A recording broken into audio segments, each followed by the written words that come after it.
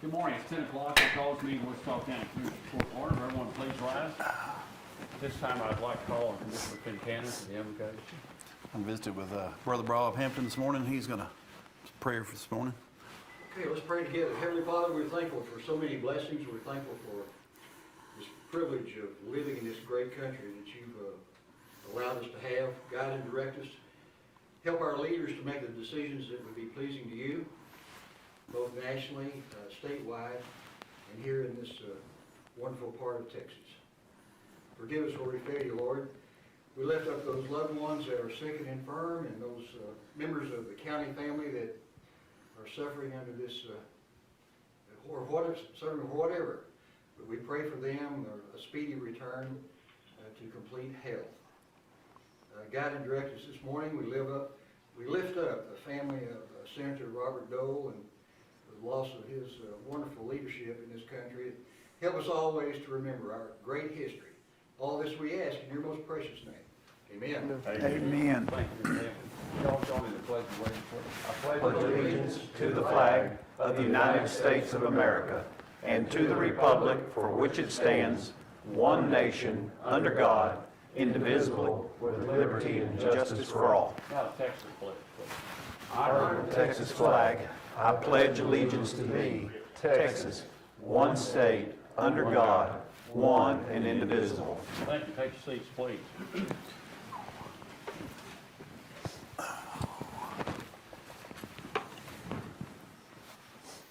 This time we have a presentation we want to make.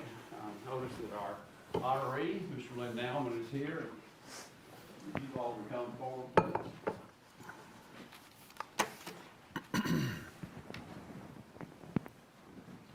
Lynn, you're our employee of the month, and we appreciate everything you do every month. Thanks. And all. But this is presented to Lyndon Alman, Wichita County Employee of the Month for November 2021, in appreciation of your outstanding performance, service, and dedication to Wichita County. And Lynn does that in a number of ways. Besides doing the job he does for us in the Emergency Management Office, he also is a volunteer fireman, works for volunteer fire department, and is retired. You retired from Air Force, and you also worked a number of years in civil service. I believe, is that correct? Also, so yeah, not bad, not bad. But thank you very much for what you do. Anything you'd like to say? No, sir. Thank you very much. Okay. Appreciate it. Mr. Burgoyne? I don't have a lot to say, except for Len came to work with the county in 2003, I believe. He worked for 6 or 7 years and went back to civil service for a little bit. Then he came back to the county. So I believe the 11th will mark 10 years that he's come back to Wichita County. And I tell you, we really and truly run a three-person office, and we do it with the two of us. And a lot of that is thanks to Len. Len is dedicated. Every day he's there. I can hardly get him to take vacation. He shows up extra hours after hours continuously during disasters and emergency and stuff. He come in from home when he does take off if something happens. So I think myself as well as the rest of the county is very fortunate to have him. Yep. Y'all make good things.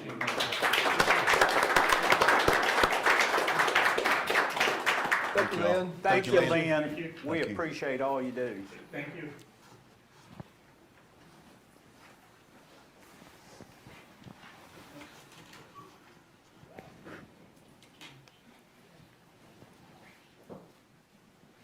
All righty. If we could go to the part of public comment, it is now 10:04.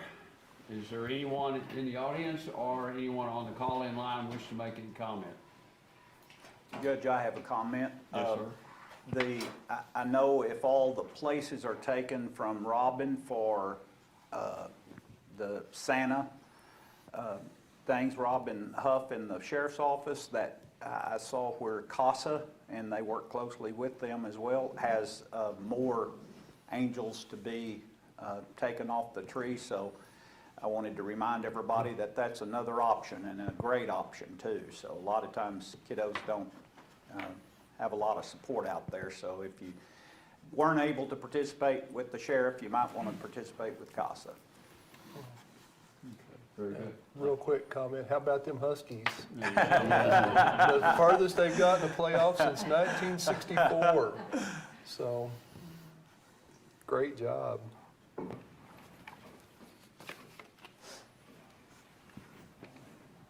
Anyone else? Good morning, Judge. Yes, sir. Go ahead. Give us your name, please. Just tuning in from I-35, just want to say good morning. Oh, okay, Commissioner Muller. All right. Glad to know you're on board. You hear screeching and crying, you know it's not good.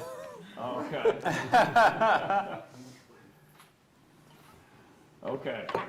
Anything else? Okay, it is 10:05, and we will close the public comment section. But I do want to remind everyone, any items, we'll always ask for comment, or at least our intention is to do that on any agenda item. At this time, I'd ask the court to take action on the consent agenda. Motion to, go ahead. Item number 6, You want to move it down? I'd like to move it down to general. All right. And also on item number 4, a question, and Yes, sir. I'm familiar with that. I'm familiar with it, but I don't know that I agree with the way it's written. And just having a at or above price and not a cap. That seems, Well, it is capped at 5, right? Or- no, No. no, no, no. No. Oh, okay. I would follow Huh? what I talked to you about in your office. You Right. don't have a problem with this. No, and I don't have a problem with it because I know some of the details of it, but just the way it's written, That was Cheryl recommended it that way. She said that was the best way to do it on the agenda. And Mick, I'd remind you that John's not even close to his salary. oh, I know, and it's not I don't have an issue with it at all. I stand behind it. I just think as far as a way to, the court order to come from the court, that's an odd way not to have any kind of cap on it at all. That's the simple thing that y'all. We know the y'all deal details with of me. it. I wouldn't do anything without Well, coming back. for- if it gets to a point that we monitor and we need to call it back in to get some explanation, then I'd do that. But right now, that'd be a Okay. guess in the wind. Okay, I'd make the motion. It is gonna be just I'd make the motion that we amend to drop 6 and motion to approve everything else. Second.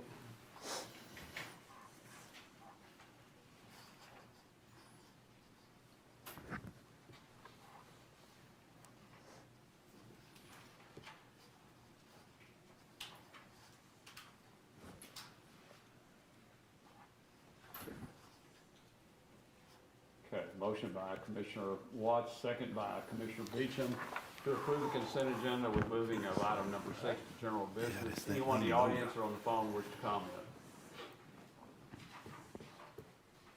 Okay, hearing none, we'll go ahead and call for the vote. All in favor signify by saying aye.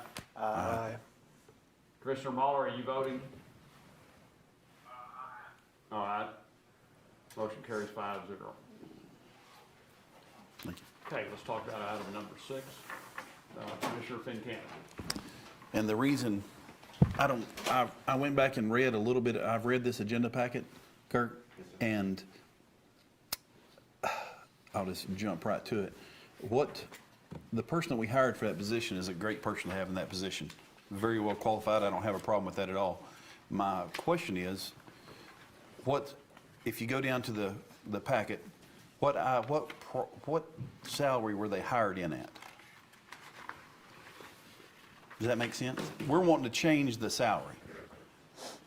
Yeah, well, when I first submitted that one I didn't have on the budget was not consistent with the maximum salaries for the Cscd salary scale that's already previously existed. So when I first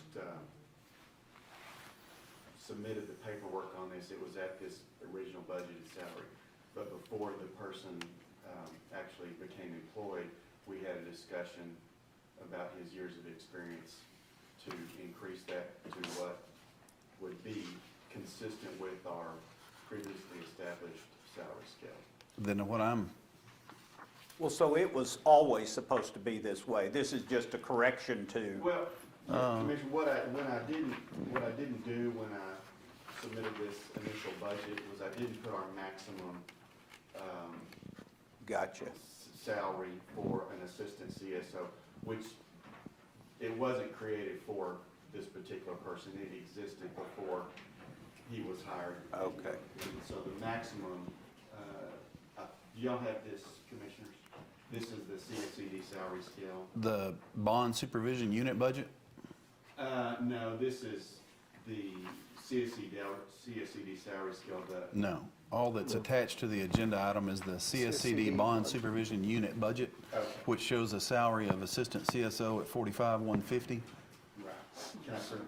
Yeah. This is,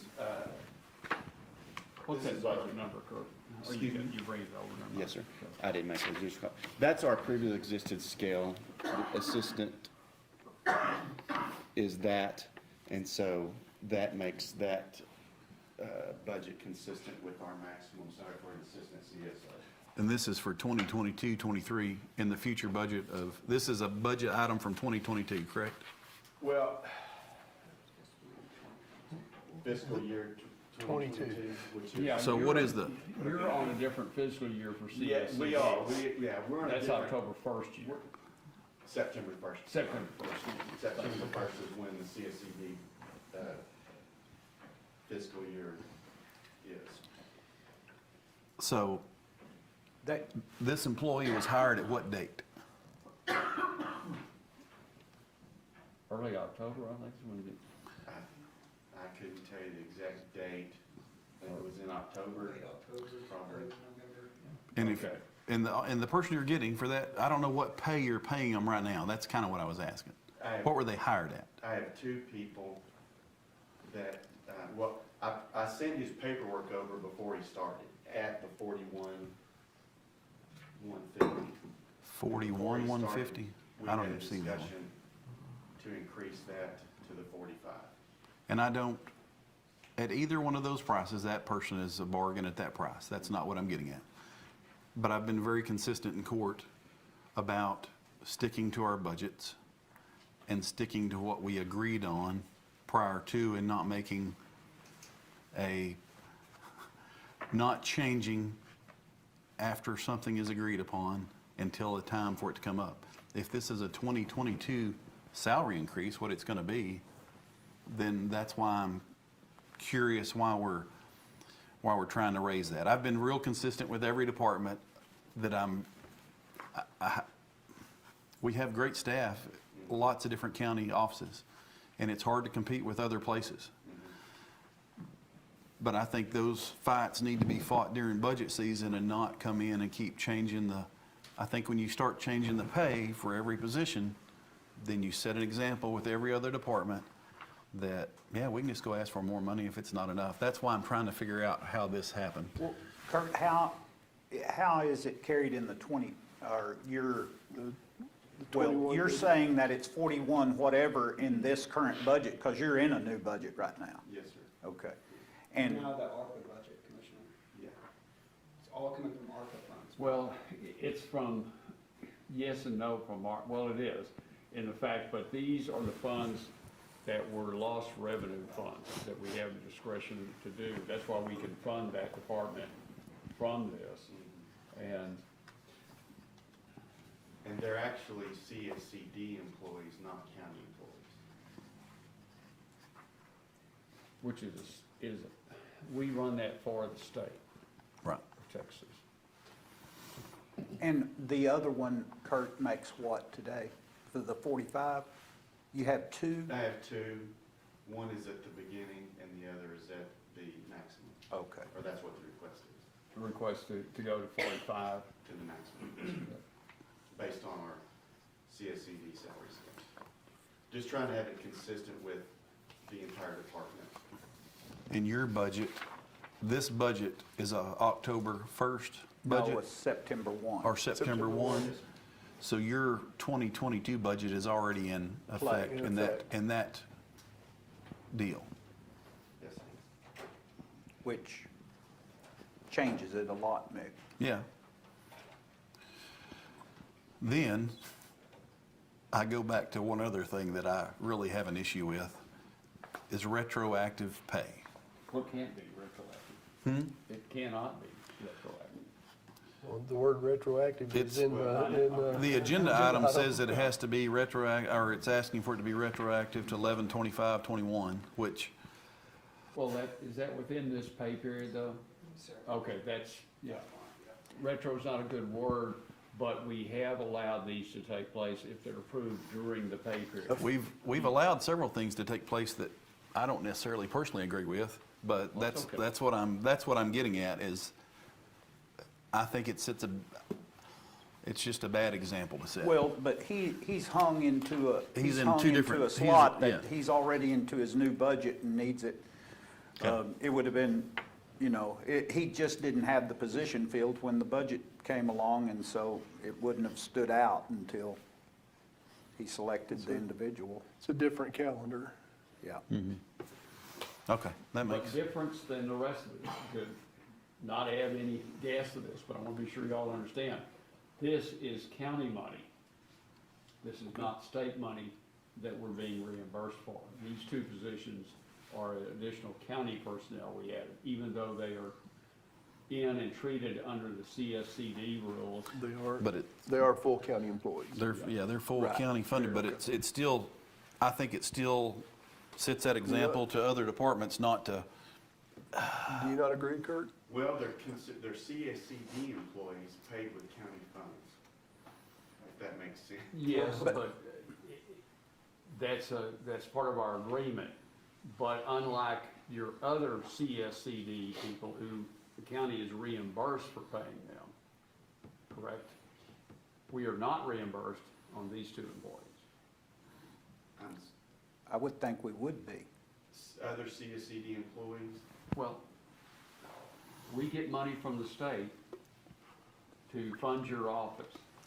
We provide you the space, the office equipment, and furnishings over there. But for your salaries, your benefits and all that, that is 100% reimbursed.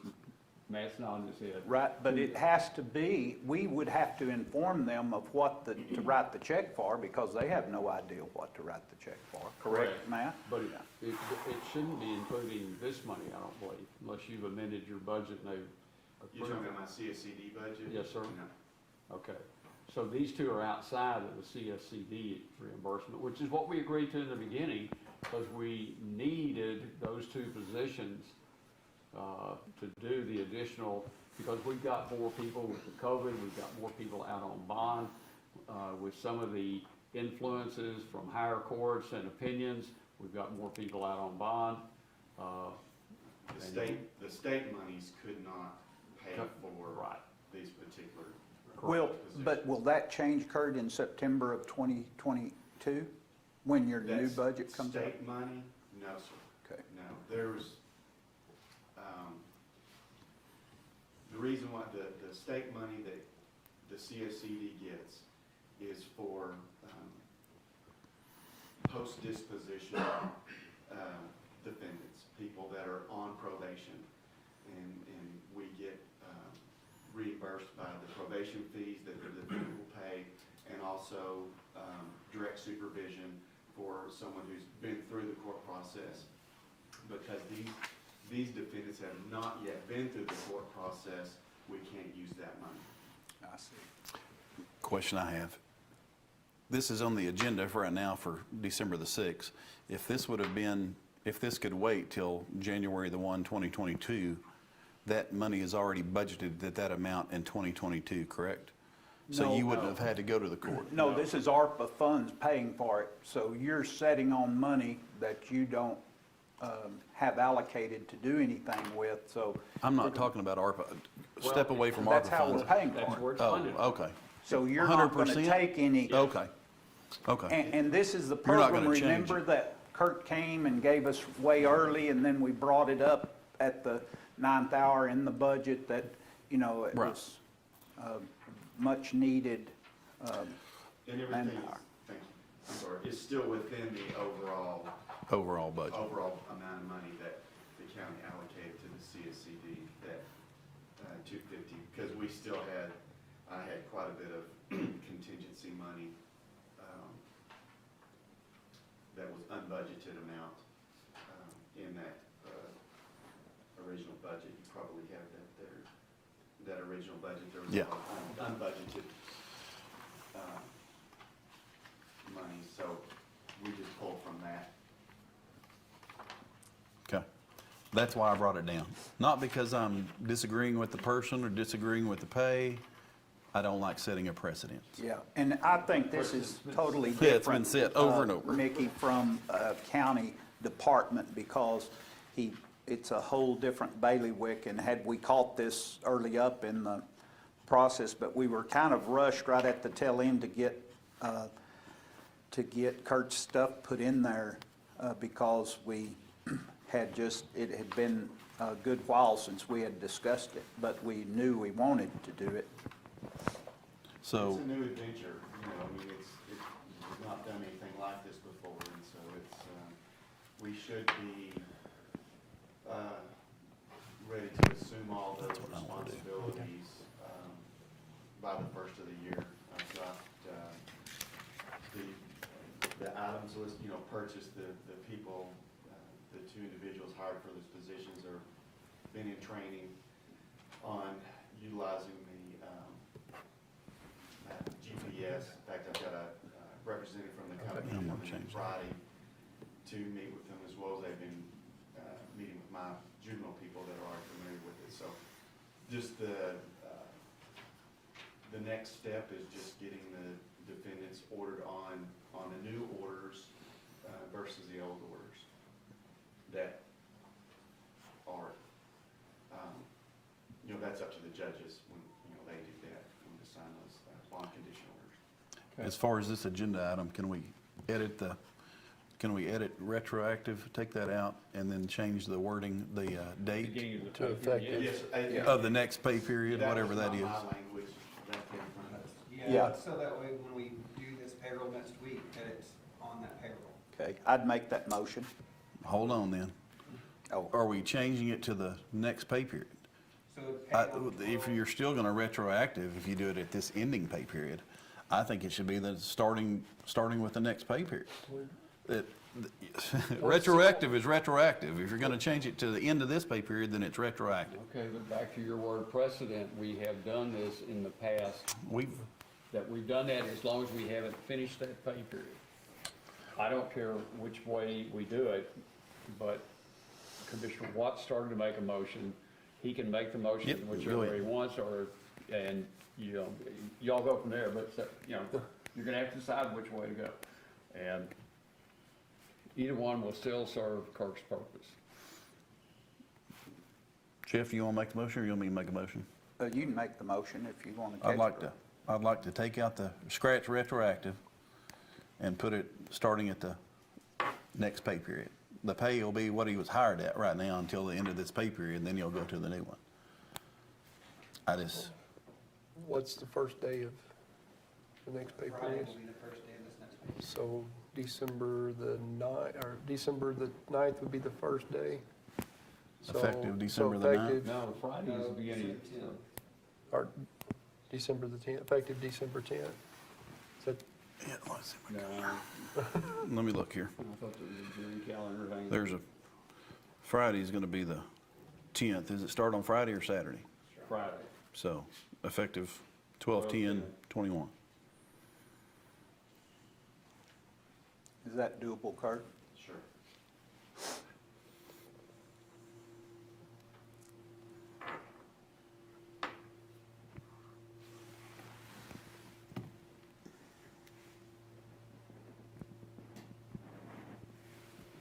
Okay. Any more comments on that item? Is there a second? Second.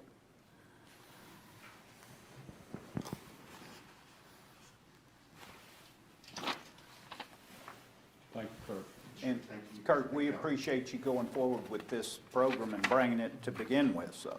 I think it'll be huge, it'll be great. And I'm 100% supporting it.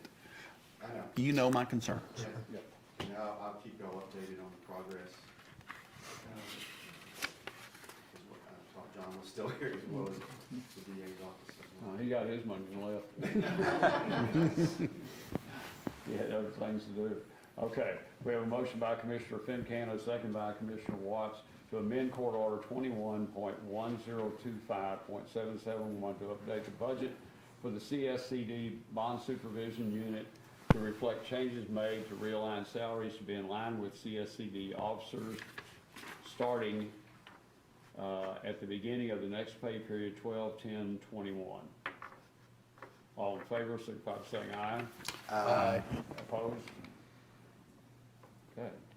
Commissioner Mahler, did you vote on that, sir? I'm going to abstain, Judge. The audio's garbled. I can't follow the discussion. Okay. He couldn't hear Okay. it properly. Okay. I'm gonna say that's probably your phone and where you are, but maybe not. Okay. Maybe I'll get it in our ear in a minute. Okay.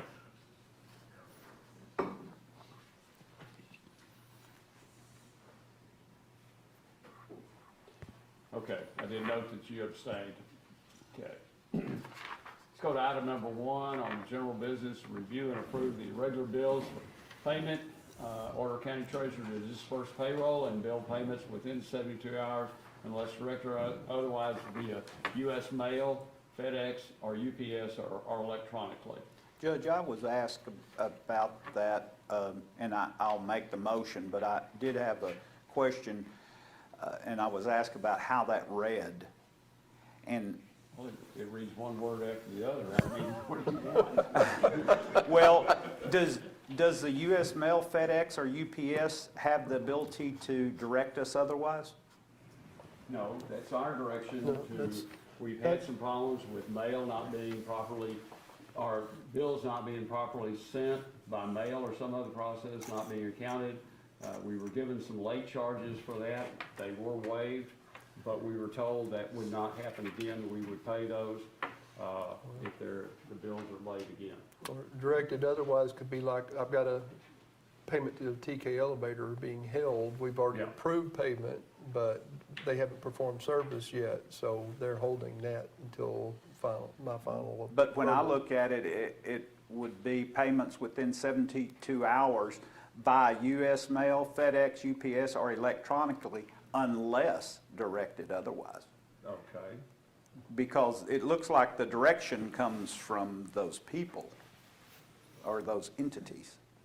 When you, okay, I don't want to change it. I don't agree. Well, I just had been questioned about that, and I wanted to, Well, Reorder the words. yeah. well, and I, I just didn't know exactly what it was all encountered to, or all. I think it does read cleaner if you do Yeah, reorder it, so Yeah. I don't have a problem with that in the world. I will second that motion.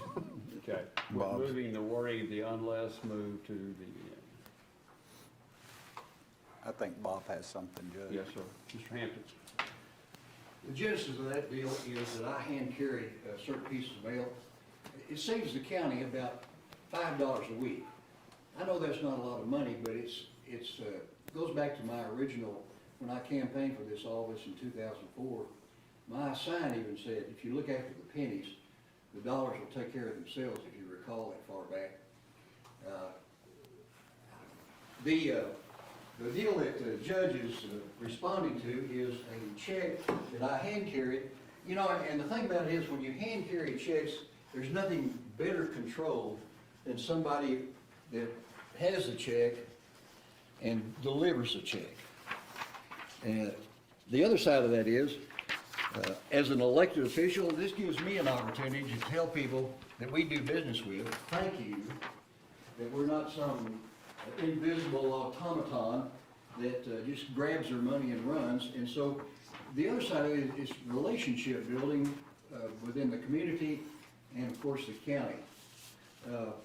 The deal that the judge refers to is a check that I delivered to the city that they lost. And it says, then I'll read this to you. This is the chief deputy there in the city water department. Bob, with a comment. I had a very nice conversation this week with a gentleman from the auditor's office in reference to the late fees that were inadvertently charged to your accounts. When you previously stopped by and we looked at your accounts, they were all set up to be late fee exempt. However, something happened with our program that it started charging you late fees when it should not have. I have gone through all the accounts and waived the late fees you were charged, and I am in the process of re-exempting your accounts from late fees. I'm sorry for any confusion or accounting issues this has occurred, or this is caused. If you have any questions, feel free to reach out. Signed, Azura Kerr, who's the chief deputy. The county is late fee exempt. Now, if somebody had contacted me and said, "Well, we got a late fee here, let's do something about it," I would have been able to respond to that and tell them exactly what's what.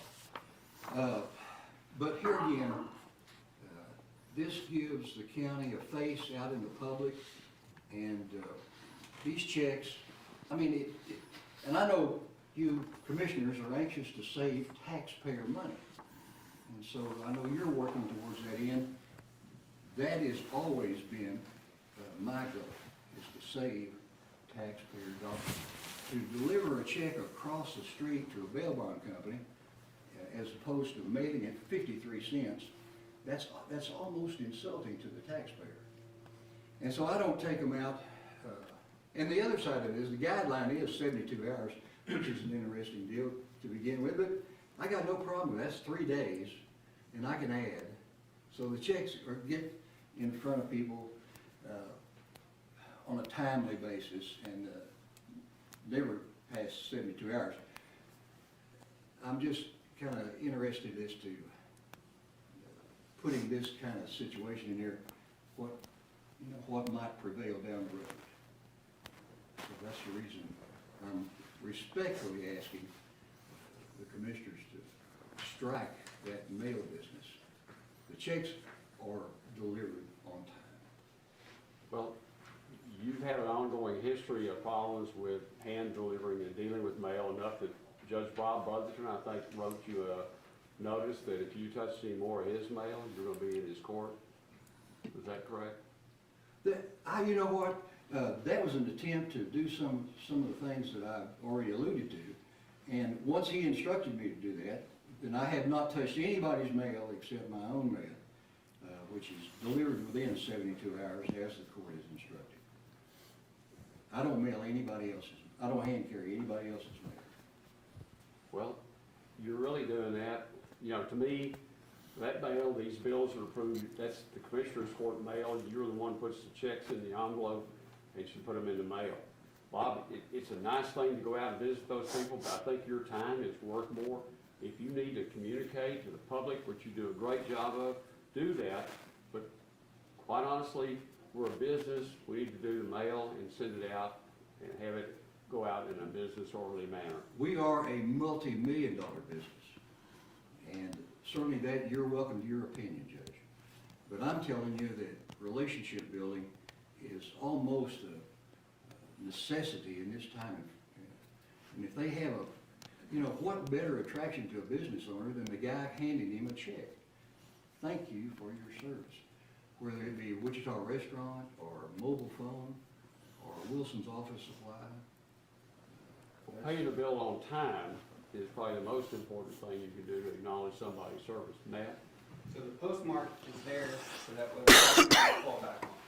It's gonna run through the Pitney Bowes machine, it's gonna get the postmark, and it's gonna go out the door. That is something that we don't currently have to fall back on.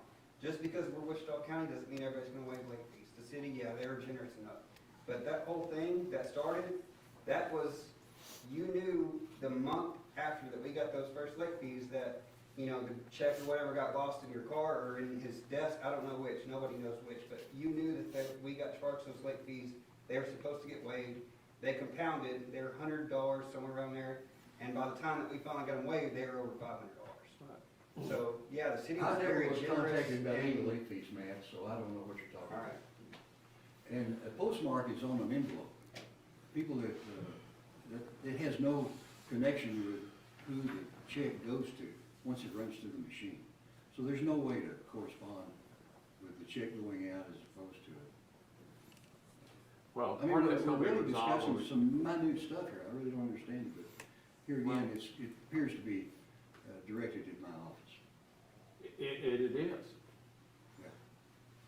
Because of some irregularities in getting things. Irregularities. Yeah, okay. Kevin Littleton, years ago on a construction project, you hand-delivered that check to him, but it was a little later. He complained about it, asked why you hadn't been paid. And it was one you were taking to him. It's a pretty good sized check, from my understanding. Yeah, you got me on that one. That's been a long time ago. Nobody referred any information like that to me. Those are big checks. Well, the time I figure heard they need about them it, immediately, so time I they heard usually about go it, out the next day. the check had gotten there, but just saying, we would like for you to do that the way we're ordering here. Unless the court wishes to change that.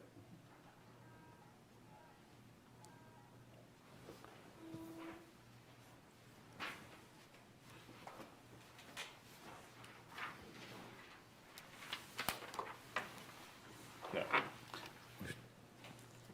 Who made that motion? That was just paying bills. Okay. Well, no, I thought the motion was to pay the bills and then change the language, how they And got put the that- delivery, that he Yes. specifically. Put that at the end of the specifically sentence. said.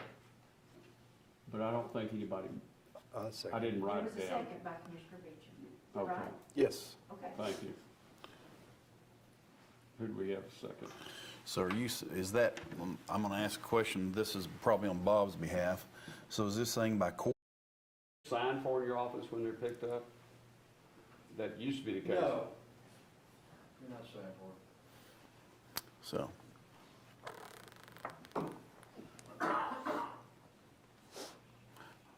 and I've talked to Bob about this. I'll go ahead and say I'm a business owner. I hand deliver some checks to some suppliers, people that I do business with, but I'm human. I've messed up. I've lost checks. I forgot to go pay people. It does happen. So I do think from the auditors and we do need to have a better way to, it's got to be taken care of. You can't always say that you don't forget to do anything, because we all are human, we all forget, but I do think it's kind of a little bit of a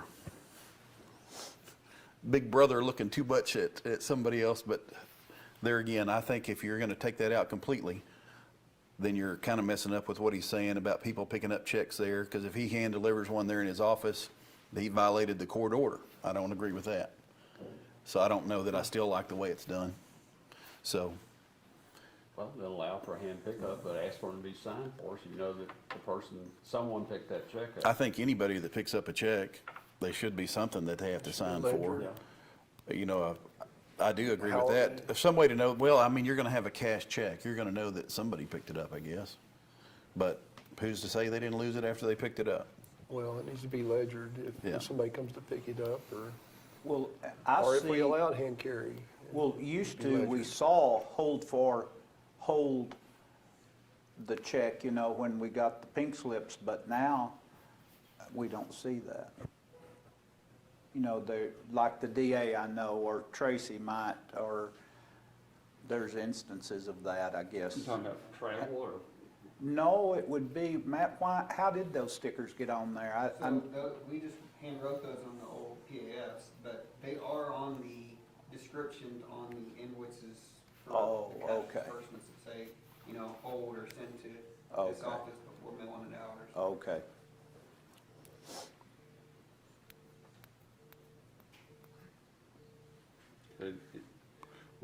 We've made a motion. Yeah, and it's been seconded. We can go ahead and. Okay, but then you brought up the deal about the people being able to pick up checks, which I think is a good thing. It's just the accountability of those being picked up. Well, if what Tracy's saying, that we're making a court order that says it can only be paid like Yeah. this, then you're violating your own rule the way you're doing it.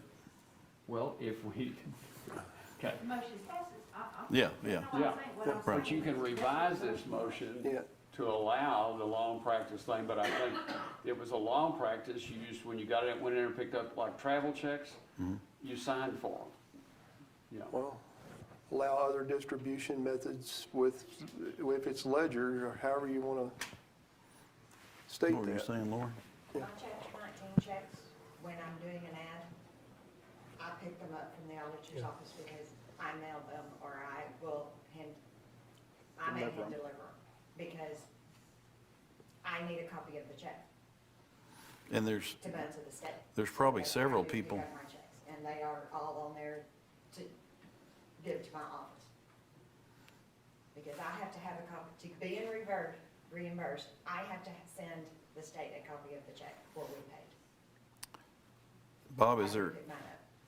Bob, is there anybody else in the county that picks up any checks from your office that they hand deliver? Yes, Tracy? We do. I mean, if I'm sending the settlement check and I'm waiting, I'm dropping it, I don't want it going out until. And that's why I think that's why I go back to this one thing. So we're saying that anybody else in the courthouse can hand deliver a check, but the treasurer can't? I don't know that I agree with that. So I'll rescind. I say we go ahead and vote. Jesus Christ, I'll rescind my second. Two, And nobody's claiming Bob Hampton is foul-proof, but to the two incidents over 18 years, I mean, come on.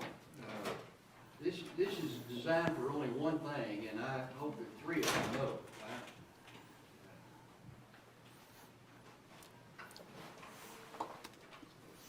We can move forward with it. That's fine. I rescinded my second, but I would like for it to read, if alternative measures other than US Mail, FedEx, UPS are used, that it must be ledgered, or however you want to word it with that. Well, Well, that That way right there there is is not a record. bad idea. If you Couldn't ledger we- it, if he's taking it to hand deliver it, he's got to sign it out to go hand deliver it. That's fine too. and is There's a Tracy, rec- is there's there a track. There's a Bob paper thinks trail. the cash disbursements, same as y'all on that email, so just the sign next to that vendor on that cash disbursements ledger I would think that would suffice. Yeah, that would do the same thing. or signed out as appropriate, or ledgered as appropriate, or? But if you're going to take a check out of the treasurer's office and it's not going out by mail, then it ought to be ledgered. Yeah, it I should can be. see that. Well, and then, so I'd amend my motion to read that way, pending Tracy's approval of the wording, that we move forward with that. Would that be okay, Tracy? That- We have an officer that stepped in, so I don't know. That's why I was going to ask her. Act like she needs to say something. That it's been lost, then it's because it was picked up at a certain time, and what happened between there and delivery is on whoever picked up the check. Right. That helps the auditor's office track I think their that- stuff. That helps everybody. Yeah. That protects everybody. If it's ledgered and we know the disposition of the check, Yeah. I'm good with that. I'll second that, Okay, whatever wording that is. okay. Okay, who made the motion? Yeah. I made the motion. Okay. You're going to have to tell Lori again.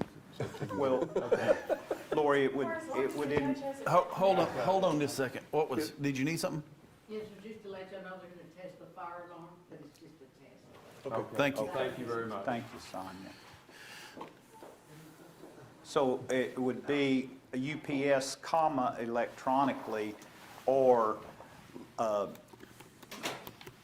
in-house ledgered as appropriate, or? Okay, hang on. We moved electronically unless directed otherwise, or may be picked up and ledgered in the treasurer's office.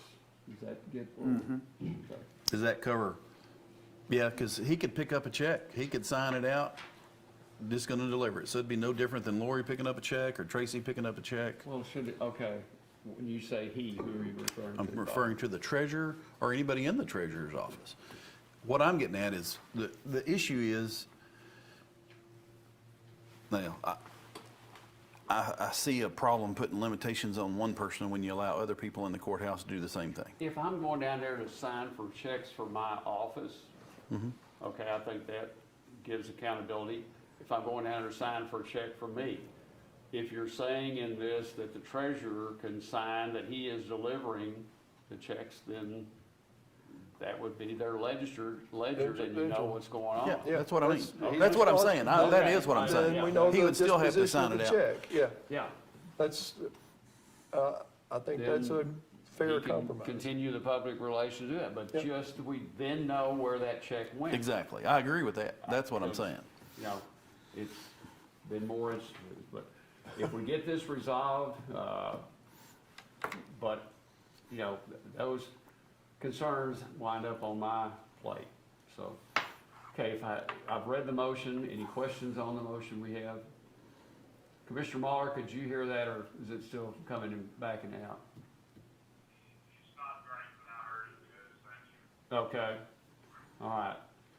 Then I'll call for the vote. All in favor, signify by saying aye. Aye. Commissioner Muller, did you vote? Yes, I. Okay. Any opposed? Motion carries 5-0. Thank you. Item number 2, discuss, consider, take action to transfer $3,000 from the district clerk's travel budget to the district clerk's salaries and benefits budget, and approve the district clerk chief deputy $3,000 for additional work duties taken on in 2021 due to new system mandates and COVID-19 issues. Ms. Flores. Good morning. We did this last year, we had, COVID, so we had extra money in our travel budget because no one traveled that year. So we were able to do that last year, and then this year, even last year, it was asked by the court if I wanted to continue this over into the next year, which I said no, because I didn't think I would have money left in the travel budget, because I planned on going to the conferences. I did not inflate the budget this year. One conference, I had a family thing that I couldn't go to that one conference. I was scheduled to go to one in September, and Wednesday went to the doctor, found out Thursday I had COVID, so Monday I couldn't go to the conference. And then the next conference was the District Court Clerks Alliance, and I still wasn't feeling that great, so I didn't go to that. So I did miss 3 conferences, and then hence I have this extra money in my travel budget. And I gave everyone a copy of a list of the extra things that Nikki has done for this year. And I'd just like for you to consider to be able to do that for her again this year. Questions? Other than creating a new form for COVID or adding the COVID questions to the jury form, what other COVID impacts occurred to your office that created more additional work? Because the judges required us to send out 600 jurors cards instead of 400. That took extra time because the team system, you have to align not every, you can run so many, and then you gotta make sure the system didn't jump it up, the atlas. So she'd run so many, and then she'd have to adjust, 50 or so, run those and keep adjusting. It's kind of we still haven't figured out, and she's still working with teams to try to get why that keeps happening, because with running those extras, it does take a lot longer, and then sealing them up, takes a little longer too. What's a lot longer? For lining those up and running them, and it all depends from jury week to jury week. The other one, just so many things messed up on it that it took her probably about an extra 3 hours. And the one before that was probably only an hour because it went a lot quicker than we jumped and Lori runs 70,000 plus voter registration cards using that same Teams product, correct? When we do our mass mail out, Yeah. we have a firm that does that. Oh. Okay. So 4 hours twice a month? And we've only been running juries since, It's not just That was part of the, I'm just trying to understand. Okay. So, but that's the COVID impact, 4 That's not- hours, not twice a COVID. week for 3 months we've been running jury again, or 2 months? about, No. We started in October. Trying to think of when we started the large, using impact. So 3 months. Was it Okay. 4 months? But are you saying then she's working more than 40 hours a week to do this, or? no. I do have a question. What you said last year, did you say that you took travel money last year and paid it to one person Yes, extra? yes, For the same person? Same person? yes. Okay. And I'm assuming that was last December? Actually, we did a little earlier, I think it was October. I don't remember it, so maybe it was before I came, but there were some things that were done when I first came that I still trying to understand. So, but you're wanting to take travel money and use it for payroll, basically a bonus for that employee. Yes, Okay. And we've talked before, and, Yes, we have. and I know what you said. you know where I stand on that, and I think everybody in here knows where I stand on that. I could never be for doing that, and I won't, it's really hard for me to prove how that's even right. I think we need to stick to our budget, but that's just my opinion. It is within my budget, though. Salary, it's not Is it within your your salary lines? It's not, even if you have extra money in salary, I don't agree with doing that, because this was very hard for me over a commissioner's court a few weeks ago. Different departments coming in and asking, and I've told several different departments right now, they are to come in and all ask for money. Every Monday, they are to come in here and do exactly what you're doing, and I commend you for doing it. I thought about doing it for my precinct. Just come in here and say, I think Precinct 2 deserves a raise for December. They need a Christmas bonus. They worked hard, we worked in the cold, and we worked through COVID. But that would be hypocritical on my part, so I'm not gonna do it. Yeah, and You know my opinion, Me and you have talked, and I wouldn't be doing it either if. but I do think you keep fighting for your people. Yeah, I agree. All right. Anybody else? Jeff? Well, Good. does Patty not have, do you not have your own money, Patty, from funds? No. She doesn't? No. Okay. No, she does not have, some of the funds that some departments by statute have, the funds they can subsidize the salary of their employees. That doesn't exist for Patty? No, for most departments, that doesn't exist. I didn't know if the fee money, No, that goes into the general fund. okay. Or into one of the designated funds, but it's court approved, not office holder money. Okay. Is there a motion?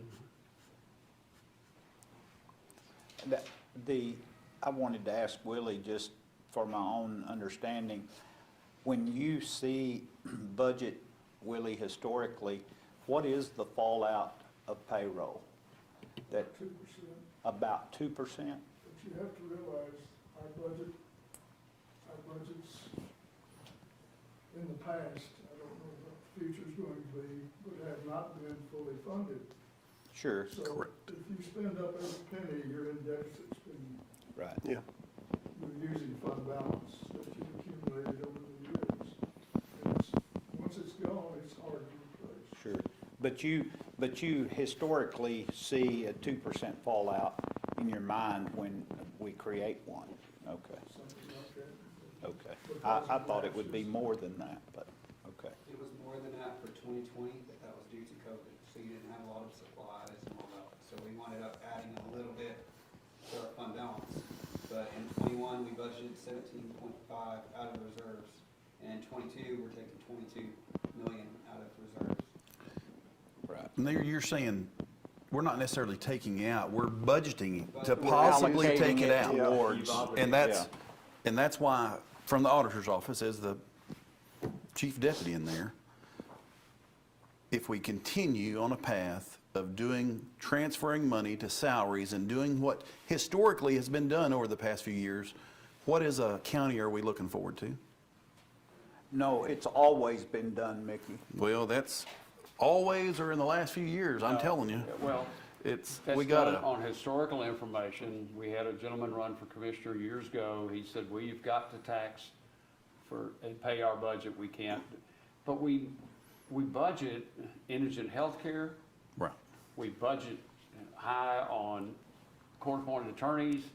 We budget high on jail expense. trials, there's a lot of things that All we, of those things. but we don't can't always come continue to- together. yeah. But if you tax for them, then just think what kind of money you'd keep building up. If you didn't come in and back it with reserves, then you'd all of a sudden have this horrendous surplus of cash. It would be hard to explain. Now, and don't misunderstand me, but you all didn't vote to approve a tax increase, and I didn't vote with you this year. I voted, it was 4-1, that we should have had a tax increase. We didn't do one the year before because we thought COVID would have greater impact than it did on people. But I don't see how next year, there's a point you've got to face, you've got to bring in revenue correct. if you're going to add to expenses. And so that can't go on very long. We're in an okay position this year unless something in '22 goes way south. But we've got construction projects we're committing to. We're going to need new funding for those more than the 1 cent that's going to that. When we get to 2023, I will probably propose an increase in the budget then so that we aren't looking at these kind of potential deficits that could really drag down that fund balance and put us in an awkward financial position. Well, you went into that deal, but my deal was basically, we can't take our extra and just spend it on salaries because we need that fund balance to stay in effect and not draw out of our reserves. Right.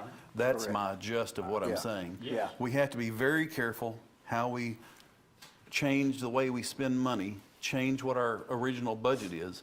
I think we need to be a little bit more careful at it than what we have historically been. Well, because no, I have times to are- correct you there. We've historically always been conservative. That's why, when I got on this court, about $12 million was able to be put towards that budget. Today, $25 million is able to be put towards that budget because your piggy bank has grown. Right. And because we haven't been spending that, it's just the way to balance the budget in these times that he would, and of course Willie being able to have that history, has known that we're going to have these shell outs in different things, and it's never been our intention. Now, initially coming on to the court, we were eroding that balance slightly, not greatly, but slightly, and we fixed that. So we want to remain Right. fixed.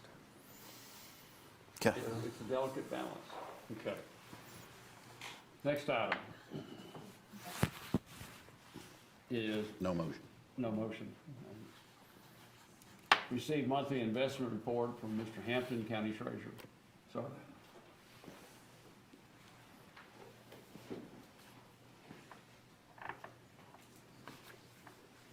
Gentlemen, I'll give you your packet and you'll stay with me. We'll try to, it's my understanding that you want more copious details. Looking at this sheet right here, you'll find out down at the bottom, every line is identified. The settlement date is actually the day we buy an instrument. The CUSIP is the identifier in the New York Stock Exchange, and that way nothing ever gets misplaced or misunderstood. Par value means basically the price of that instrument. The description, of course, FHLB means Federal Home Loan Bank. FHLMC means Federal Home Loan Mortgage Corporation, better known as Freddie Mac's, and the FNMA is a Fannie Mae at the front, that's that front sheet, Mickey. that you're I looking don't at. see what you're, Fannie Mae, we buy some of our product from Satira. They're at American National, which is a nationally licensed brokerage firm, and also Century, that's S-E-N, Century. You'll see the date that it matures, actually goes back to cash. The interest date is that next column. We had $10,281.25 in interest on the Freddie Mac and the Fannie Mae this month. And then you see at the cost is what we paid for it. Sometimes that number is less than the par value because we buy at a discount. Moving down to the next column is the banks that we have at, or the bank accounts that we have at American National Bank. One is the checking account, the 7080 account. It pays a 0.10% interest. So I don't like to keep a lot of money in that, but if you'll notice, the November 30 closed with $1 million in it. That's because we had a payroll week. And in the gold account, which is paying 85 basis points, that's $8,005,741.46. Tex Pool is a pool that we talked about last Friday. We're keeping that open simply because the state of Texas deposits with an ACH into that account. And it pays 0.03 interest. So you see, I don't keep much money in there. It accumulated 75 cents worth of interest this past month of December. Down below that is additional general funds. We have arranged in 3 different banks: American National, First United, and First National Bank, as well as a savings and loan, the Texas Community Credit Union. You see the same thing there. When we bought it, the coupon, the interest rate, when it matures, and when it pays. This month, the general fund collected $26,713.83 worth of interest. There was a little interesting discussion Wednesday before Thanksgiving, and I was told that I was kiting checks, and so I've already presented this to the court once, but since something happened there that it was not understandable, I brought the man that originated kiting, Roy Olson. Roy is the Chief Operations Officer for American National Bank, and I've asked Mr. Olson to be here. Come on up, Roy. And he's going to give you the exact gospel on what kiting is all about. Kiting generally is going to be, again, you're writing checks off Bank A that you don't have the funds for, and you deposit some fund or a check from Bank B to cover said funds. In the past, kiting has been, again, based on float with regards to physically transporting checks from point A to point B to point C. Nowadays, there is no float. It's next day availability. Kiting is not even really a thing anymore, so to speak, because if that Bank B check, they see their check the next day. So typically, it's again, a kite is between at least 2 or multiple financial institutions. We've not seen that in any of the counties. And What we do have, though, you called it a what? A zero balance account, where Bob's actually managing the accounts to where, trying to maximize the return on the account. So as an account, you might issue checks off of that account, but you don't fund that account until such time as those checks appear, so that, again, that you kind of went over some of the general fund, for example, 0.01, because again, transactional accounts don't earn a whole lot of interest, so consequently pulls money out of that account and funds that account as those checks arrive for payment. Again, going back to your comments earlier with regards to the mail or FedEx or whoever, but sometimes those checks, you write them, and it may be a month before they clear. And that's interest that the county could be pursuing on those funds until that check actually appears in my incoming cash letter to be paid. Okay. That's where Bob's management of that comes in. Okay, what's it called when I called and you were gone and I talked to your assistant, because your message said refer things, and she told me we were overdrawn in 2 different accounts. One, that we had checks of $65,000 greater than the money that was in there, and we had another account that was around 10,000.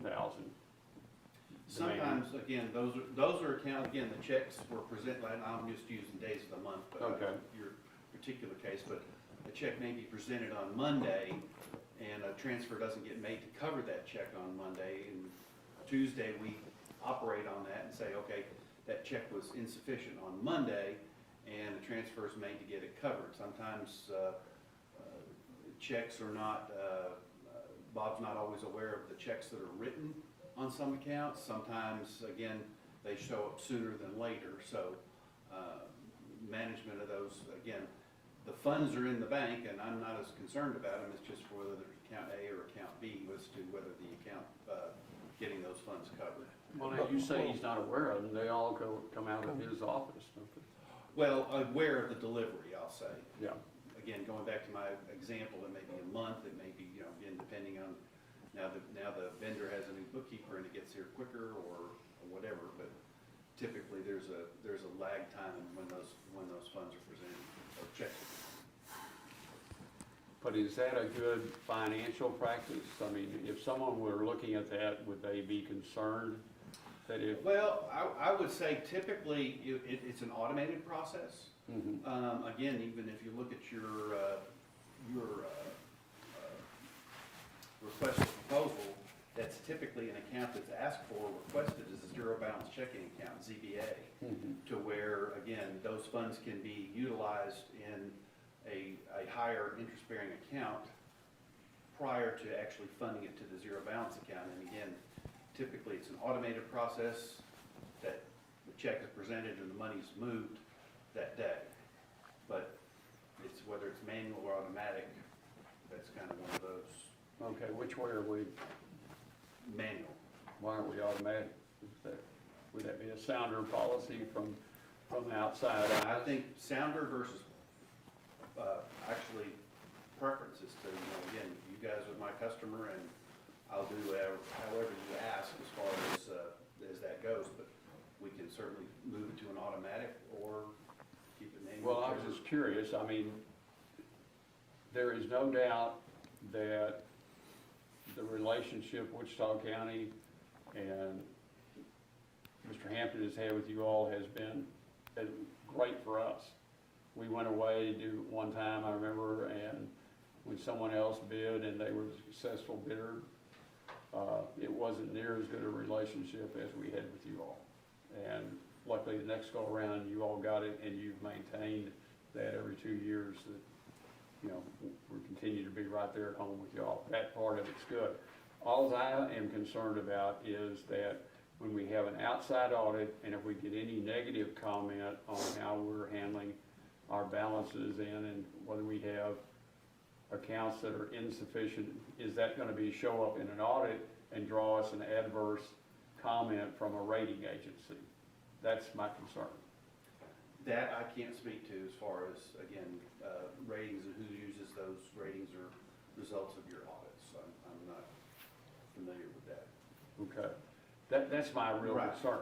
I'm not worried about you all sending a check back to Mark NSF to a vendor that presents if that is. Never have done it. No, no. Have we been insufficient a lot of times, Roy? Or No, I mean, occasionally? again, occasionally, and. But it has to do with the 24-hour wind down, right? Right. Okay. And sometimes it's communication between us and Bob, or Bob and us, and we get it taken care of. Now, what makes more sense, gentlemen, to leave $1 million in a 0.1% interest or $1 million in a 0.85% interest? What would you do with your personal monies? And now you're dealing with somebody else's money, actually. Bob, our I don't think taxpayers. they're asking you to leave $1 million in the account. They're asking you to leave money in there to cover the bills that are due, that are paid every And Monday. certainly I do, And man. the outstanding checks. That's what they're asking. They're not asking us to throw as much money over here as we can and say not get this interest. They're just saying make sure we can pay our bills. What is the aging, if we did a thing, we looked at any given Monday when we approve bills, you know how much money we've obligated to be out there.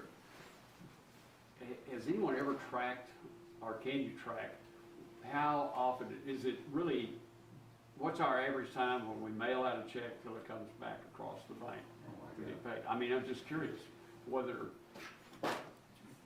Again, I don't know that I could answer that question personally. Yeah, I wouldn't From the think, bank's yeah. aspect of it, because, again, after it leaves the treasurer's office, it's kind of back up to the delivery method, the vendor that accepts it, their financial institution, and how quickly they get it And back it to us. requires a lot on the US mail, which I I'm was telling gonna you is say. slower than it's ever been before. yeah, Hampton home delivery may actually be faster. It'll be faster, because, I mean, I own several different businesses, and I get rent checks from tenants that it might be 3 months out of date. And I'm just getting their check, so the mail is a slow process sometimes. But to speak on what you're saying on that zero balance, my wife pretty much does most of our accounts the same way. The ones she don't keep much money in checking accounts, she moves it quite a bit to cover bills, but that's just the way she likes to do it, because she, We have commercial customers that will just kind of, for lack of a better term, they'll leave a cushion in there. They'll say, okay, I know that, $5,000 will cover it, so they'll leave $5,000 in there, and then right. they'll move money in as needed, or move money out to invest as needed.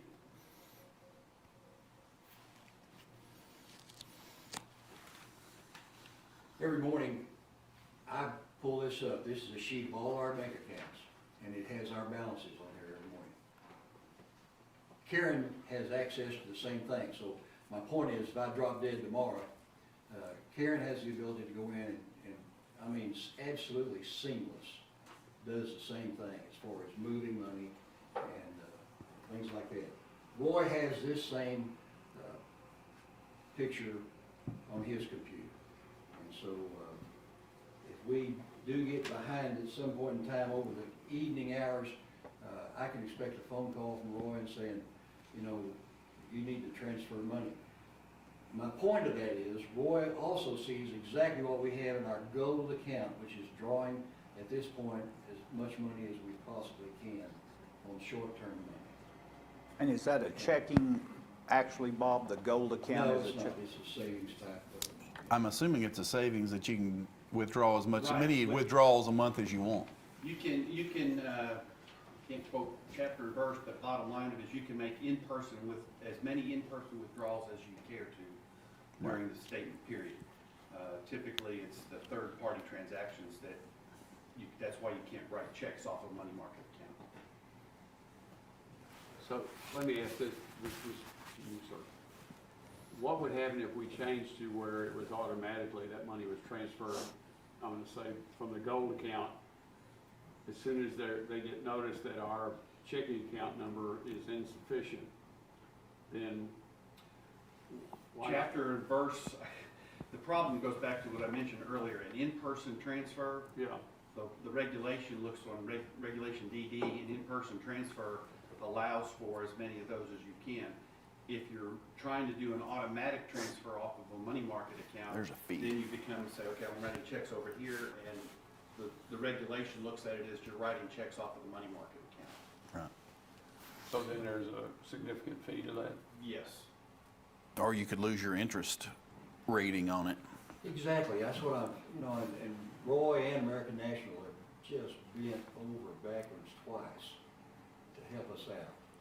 I do want to say some of in those instances that has happened, and I'm sure Bob's got a few white hairs on this too, but we changed our internet banking product March of last year, and there have been some issues that I'll say have not been a shining example of the way American National Bank and Trust likes to work. And so sometimes Bob's not been able to get his numbers as quickly as he would like. But even given that, we've worked out systems whether he's in person or we're on the phone, and we go over the transfers that he needs to make to get those monies taken care of. So when you're saying in person, literally Bob has to go out to the bank? 'Cause Sometimes, or we just do it over the phone, just Oh, depending how late in the day as to what's going on. And those telephone transfers count as the same as an in-person transfer.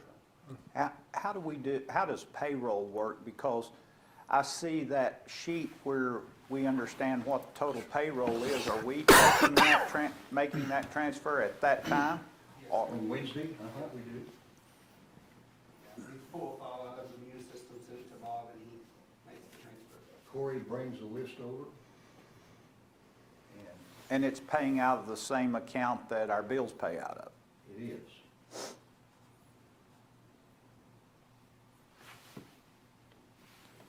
But I will, some of that, and I will say again, goes back to the timing. Typically, your payroll file, you've got a lot of ACH customers, so that's, again, typically A lot funded different. next day. So there's not usually any delay in the payment on those as far as that being presented. Right. We've actually built an extra day in there where someone wants to remember that they're not due until Friday, but generally they're in by late Wednesday night or early Thursday. Yeah, you can do ACH up to 2 days prior to the effective date. Thank you. As always, we're here to serve Well, I know. whatever we can do to, again, serve y'all. Well, we do appreciate it. Thank you. Really do. Roy, thank Thank you, you. appreciate it. You're welcome. Bob, Yes, sir. I know you've told us before, but can you explain the difference between text pool and text pool prime and why we're no longer in prime? Okay, the prime, we're no longer in prime simply because if you notice there, it's paying .06. It's shot way up there on text pool. Text pool regular, yeah. .03. Yeah, And even our checking account is .1. yeah. Well, But the difference between it is the prime has a few more interesting investments simply because they're kind of an investment firm on steroids. I mean, it's hard to say that in this kind of marketplace.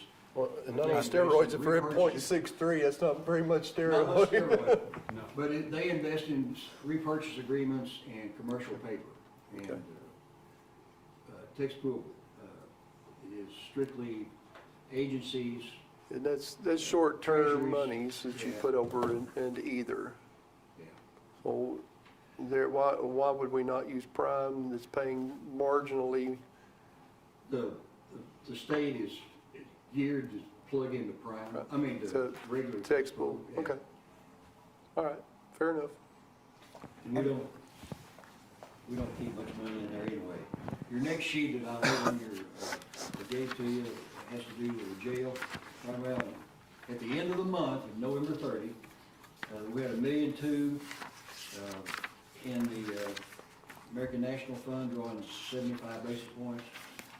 And we've paid out $755,390.08 at the end of November 30th. And that balance then is $1.2 million roughly today.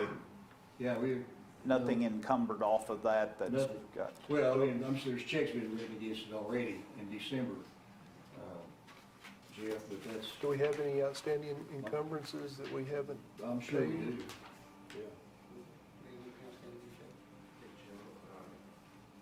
Yeah. We have the lighting, the lighting project, Yes, we have the outstanding. which project is for lighting. 100 and something, yeah. I don't know of anything, I think we still have retainage from. we paid, Nate's, we about paid that. retainage. We paid like 75% of it, How much is left, Matt, of the retainage? about 500,000. So that's half of this balance right here? Okay. There shouldn't be that No, much, no, we paid the retainage. There's is there 65,000 something? No, we approved to pay the remainder of the retainage, $250,000 a month ago, Yeah, I knew that, yeah. but I thought there was a smaller amount we kept pending, but then the last action we took in those two, the doors and something else, and that was taken care of. So I think we should have released all of We've it by released, now. we should have released everything to Yeah. Yates that they have coming. Bob, we don't have, and I can't remember when we discussed just recently last week, but we don't have an investment that could rob our principals. No, that's the treasurer's responsibility is like I said, there's three legs on that stool. One of them is protection, the second one is liquidity, and the third is the investment, return on investment. So security and protection of the principal itself is the main Focus. number one. We just happen to be in pretty good shape as far as return on investment, because this sheet then that you told me you'd like to have, I'll make sure that you get that every month. That's from Century, and it just tells you the years that we have invested material, and everything, we have an average of 2.19 yearly average on our total investment package, and it gives you this wonderful pie Where's that chart. 2.19 Yeah, at? show me where to find the number. It's on page 2, it's on the back of your, Okay. That AM right number? down there at the bottom, it says, WAL 2.19. Weighted We on the average. green? All right. Got it? No. No, It please, should look like this. Oh, the top of this page here, Yeah. okay.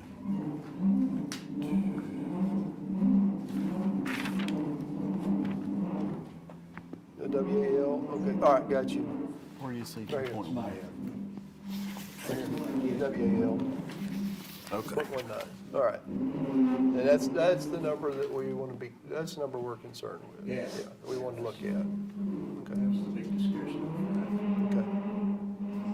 And then, the wonderful pie chart gives you what we got invested in. Let's go back, you mentioned the jail fund. Was that not rolled into the permanent improvement fund? Is that right? Interestingly enough, the 401, which is permanent improvement, and 405 are now together, so Okay, I have to look at the check to see who goes where. okay. But the total of those right now shows is 2.181. Actually, what it shows, this account right here is the gold account that has the jail monies in it. You got it? Even though it's showing as part of permanent This account improvement. right here has permanent improvements, 401, always has been 401. These are the dollars that we have, real dollars, in the 401 account. This has always been 405 in the past, The jail. and they're two separate, All right, where's Pools of 401? money. Okay. 2.1 is what we have in permanent improvement? That's what, it- We should have way more than that. 2.181,835 is what the bank account shows in permanent improvements. Okay, and where am I missing 405?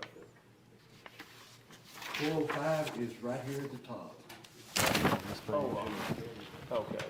Jail bond proceeds. No, No. turn another page. can we verify? Oh, right on top of that one. Okay.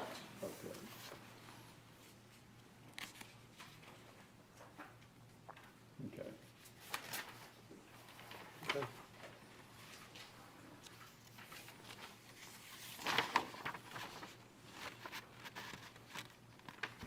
Okay, I know you guys are making all day deal on this. No, this I'm is, not in a rush if you're not. so- no, this is helpful. It Well, I hope helps, so, yeah. helps understand better. So, Yeah. Well, the addition of this report is very helpful.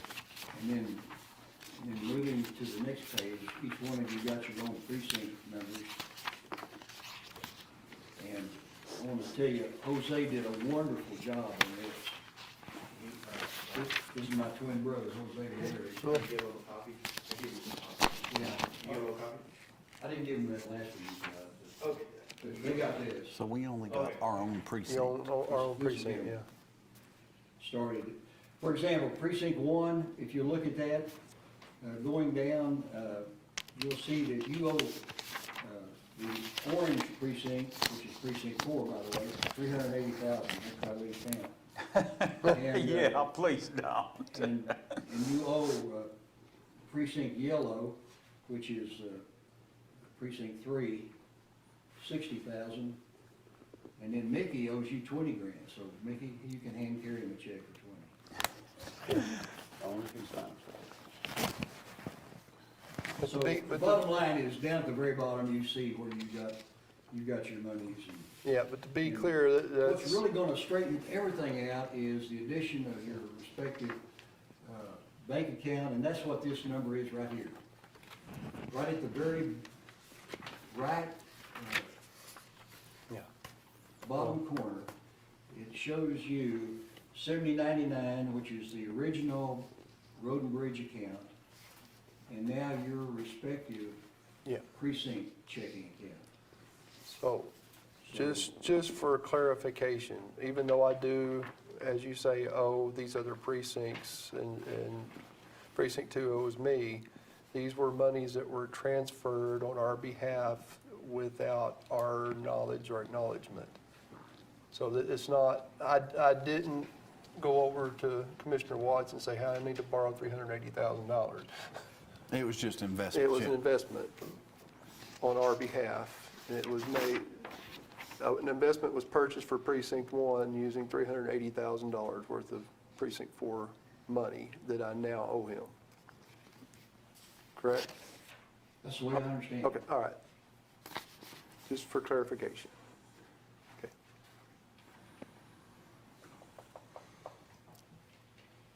So my total liquidity or everything, liquidity plus investments is 1.534. That's correct. Okay. That's the total value of precinct Your 1. net cash plus your Yeah. investment, that's how much, after, we make all the transfers, Mhm. that's how much you have at the end of the day, Okay, so. And, you can see it from, the past 2 months, and you don't see those big, ups and downs, but it's yeah. steady. How long you gonna be able to float me that? He's getting better interest rate on it, you just haven't checked. As long as my buddy down here that armless doesn't beat me up for my $280,000, we're good. And also, lastly, I indicated this, is the 10-year treasury is our road signs of how the economy's going, and right now it's 1.47. Give you another idea, though, of the economy.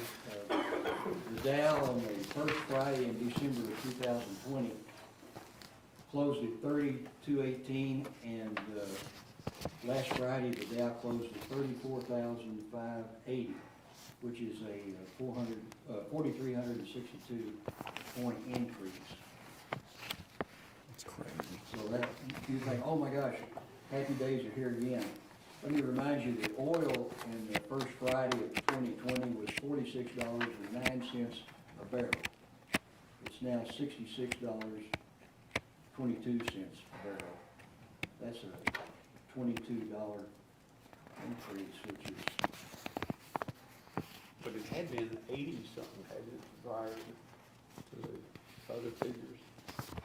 We hit a high of. it has been that, all right, Yeah. Judge, it sure has.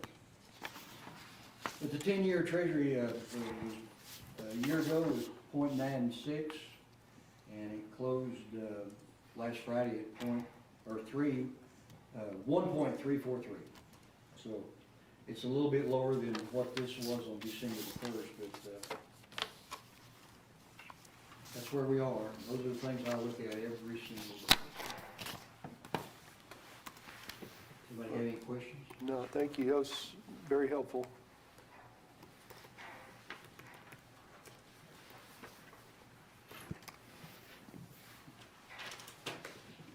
like this gentleman back here in the back. Ultimately, my goal is to protect and increase the tax dollars so that we can do what we have to do, because things are not getting any cheaper. And that's the problem we have to deal with, and I don't think it's going to get any cheaper for a long time, at least 3 years. Oh, you don't need to stay for this sausage. You need a copy of all this, Tracy, I know you're tracking me too. I need a copy of whatever the vote was this morning, so that you don't prosecute them on the mail.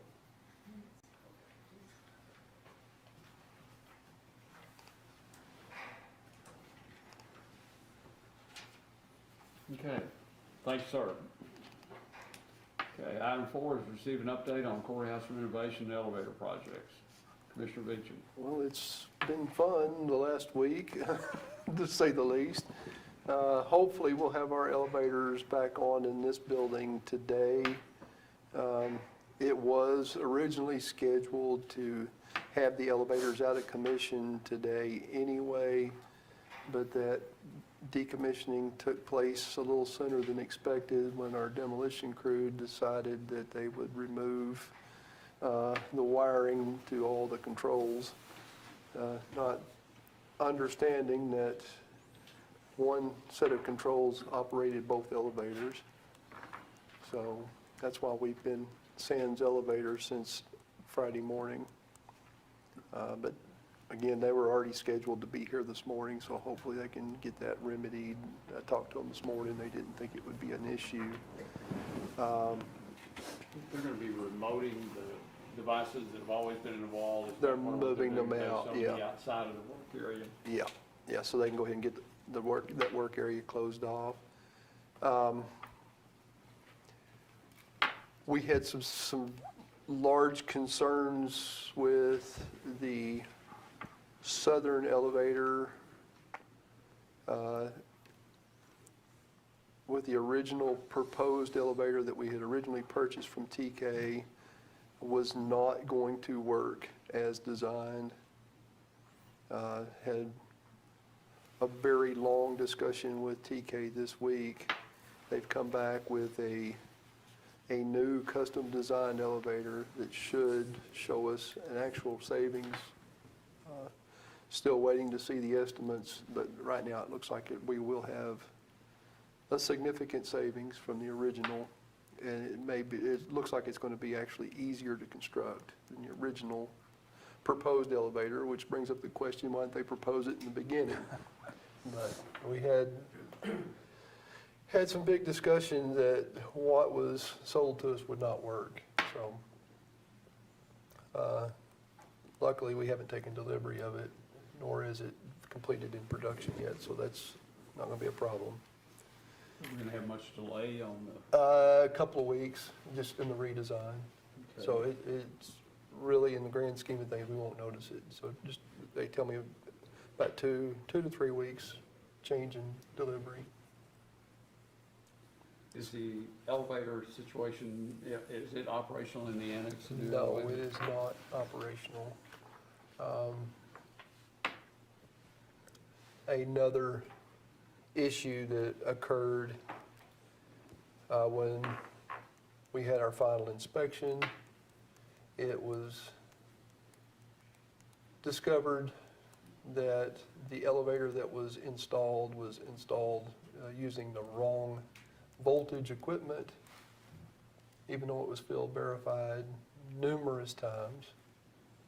It was installed as I don't remember the voltage. It's supposed to be a 240 volt. Ours installs at 240. We have 208. Elevators installers said that they had told the electricians on site. Electricians never communicated that to anyone that could do anything about it. So we're working on a remedy. It should not be a difficult remedy. It's either one, changing the motor, the drive motor for the elevator, or two, add a dry type transformer to elevator. They're working on the best remedy right now and should get me something this week. That's what's holding that up. So we did not pass the first inspection because of that. It was operational and working, but it would not maintain the proper pressure with that motor working in an undervoltage situation. And obviously, we've had a lot of demolition. They'll start removing part of that north wall this week. Doing major demolition in the kitchen area right now. That's our first area that we want to get built back so we can get maintenance moved into that area and get them back operational, get them out of the other construction area. So a lot of things, a lot of moving pieces going on. Is there some equipment down there, Mark, that won't move? Like kitchen equipment? Most everything that's movable has been moved. Wichita Restaurant Supply, I believe, still has to come get the tilt skillet and tilt kettle out of the way. But everything else that's going has gone. And have you been in the annex since we left it, the annex jail? No, I've been extensively throughout this one. Do we need to prepare to clean any of that? Because now they don't have the staff over there. How does that work? After, like I said, being extensively in this one over the last week, we probably do need to bring in a cleaning staff to clean that one up before we shut the lights off on it. Is that something we could contract out to somebody to do? Yeah, likely. Or, I mean, I just don't know what's involved with the I need to cleaning. go get eyes on it. Trustees do that? But I mean, we're Well, touching we've had the trustees jail in this. cleaning jails as it is right now, and if you go look at what we've got right upstairs, and they're obviously not doing a bang-up job. But, I mean, it's under construction really though, It's under right? construction now. So, Yeah, I just wanted to see if, I mean, even winterizing some stuff out there makes sense, I guess, doesn't it? yeah. But we're off, it's not in our, I don't know. Okay.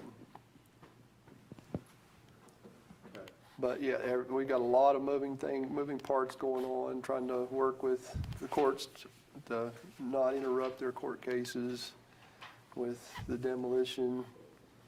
It's a nice balancing act right now. Does the elevator, the jail elevator here, or the, whatever we call that, it stays just like it is? It stays like it is, and the future plans is it will, since it services all the way up, it will be an inmate elevator that we can move the inmates up into the future district court suites without intermingling them in the public at all. Okay. Is that gonna need to have any renovation or? It will need to be renovated, not rebuilt, not redone completely, just a renovation. So it would be part of an elevator project, okay. Not to the same level Not that we're same doing one, here. not No, same no, one. we're not Okay. bringing it up. It's already ADA compliant and everything, so a lot fewer issues involved in the 2 elevator projects that we have currently going. Okay. Anything else on that, sir? No. Okay.